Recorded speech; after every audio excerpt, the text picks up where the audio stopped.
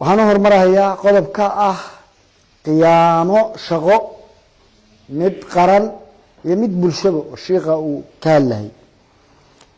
arrinkaas qofkii lagu helo hadda kuwan ku haynaa haddaad moodeen marka nin walba inuu iska socdo nin walba waa la soconaa haddaan maqanahay haddaan joogno waa la socdo dawladdu way la socotaa ama communication lagala socdo ama si kala dad loo daba dhigo qof walba oo shaqo loo diray shaqadiisa ma wata mise ma wata waa la ogi waxa weeye marka qodobkaas laga feejignaado ninkii taliya unuga shaqadiisa ha qabsado ninkii taliya kooxa shaqadiisa ha qabsado ninkii rug joogo shaqadiisa ha qabsado ninkii joogo maxaan ku raadaaye wax ka badan sidoo kale ninkii shaqo leexsan ku maqan shaqadii leexsanna haayo shaqadii booliska waajibaadkii lagu lahaayo ciidanka booliska Soomaaliyeed ku lahaana ha guto shaqo leexsan ha u dirno intaas waa qodobka ugu horeeya oo ahaa qiyaano qaran ama qiyaano shaqo ama qiyaano bulsho intaas aan uga baxayaa qodobka ahaa dadka soo galootiga oo raggu aad ugu noqnoqdeen horaa looga hadlay degmooyinka xuduuduhuna caqabadaas ku haya degmooyinka kalena uu gaaray wax ku kooban balaxaawo maahan waa wax u baahan annaga bas go'aan kama gaarayno hay'adaha ay nala qusayso oo nagala dhaxayso oo hadday noqoto hadda waxaad aad u sheegteen niisa iyo immigration-ka oo kale oo hay'adaha amniga ah wasaaradda amniga aan ka wada tirsanahay xuduudaha markii laga hadlayo saan oo kale ah military-gana waa nala leeyihiin shaqadaas maxaa yeelay xoogga dalka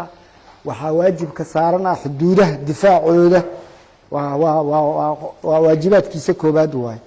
ayaguna waa nala leeyihiin marka keligana go-aan kama gaari karno hay-adaha kaleo dowladda oo nala leh baan arrinkaas horgeynayaa go-aan baana ka soo bixi doona isagana intaas weeye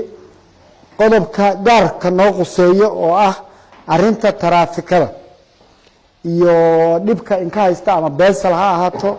ama ha ahaato jidadka sida loo marayo sharci darrada wadada hadda laamiga oo kale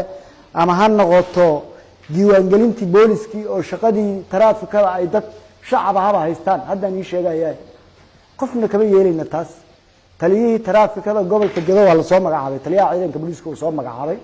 Ali Aadan Maxamed baa la yiraahdaa waa kabtan ciidanka booliska Soomaaliyeed ah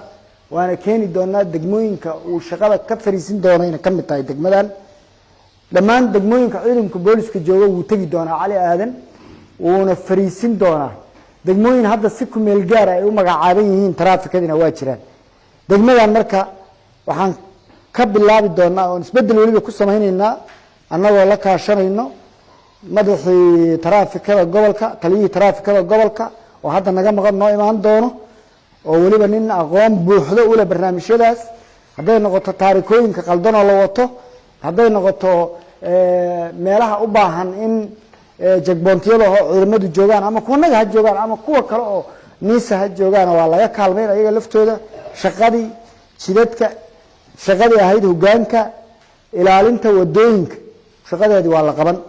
degmadan ha noqoto ha lagu bilaabo ama degmo kale ha lagu bilaabo waa bilaabaynaa iyadan saddexaad oo Cabdixakiin uu ka hadlay oo ah jidadka iyo mugdiga magaalada hadda aan joogno Balaxaawo magaalada Balaxaawo waxaan ka dhigaynaa magaaladii labaad oo arrintaas ka waxaysanto oo arrintaas booliiska iyo maamulka ayagoo isla shaqo galayo laga fuliyo barnaamijkan waxa laga fuliyo hadda magaalada Garbaarey waxaan gaarsiinaynaa iska daajidadka waaweyn iyo fiyaalaha guri kasta in lagu xiro maxaan ku raadaayaa mid solar ama mid meelaha muhiimka oo dhan oo xaafadahana lagu wada xiro arrinta leyrka arrintaas maamulka degmada waa nala joogaan rag kamid ah oo booliiskana ah shaqo leexsan hawshaas oo hayo iyo gudoomiyaha degmadan iyo booliisku iska kaashan doonaan